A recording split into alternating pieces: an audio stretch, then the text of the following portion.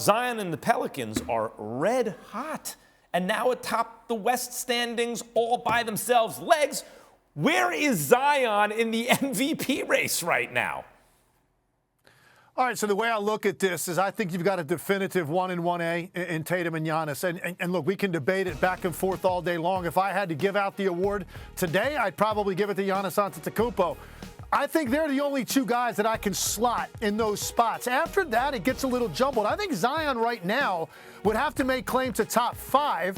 I think there's other guys that have much more responsibility on their plates when you look at Jokic, when you look at what Luka has to do every night. Problem is their teams haven't had nearly as much team success as this team. And Zion, what he has just done with Brandon Ingram out, that's been the most impressive thing to me. And the statement he made the other night with the issue at the end of that game against Phoenix, which I didn't have much of a problem with. I didn't understand Phoenix having that big of a problem with it, but they did. And the fact that they circled that next game and he came out and still dominated them efficiently in another win, that told me that Zion is trending in that direction now, where he's becoming one of those guys. I don't know if I would definitively say he's 3rd, 4th, 5th, but I think right now he's top 5 in voting because of the team success and how dominant he has been without their second best player.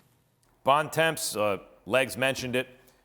You know, last year, no Zion. And you see Brandon Ingram not just be an empty calorie stats guy, which is what I thought about him early in his career, but he can put up those numbers in the service of winning, right? What happens when Zion gets back? Is it addition or is it subtraction by addition in some way? Oh no, actually Zion gets back and it's amazing, but they haven't played together that much. So if they are all healthy, are they a real title contender in the West? I don't know if they're a title contender because I don't think anybody, Legs is right earlier that if you're going to put the Warriors in the finals, not only are Steph and Clay right.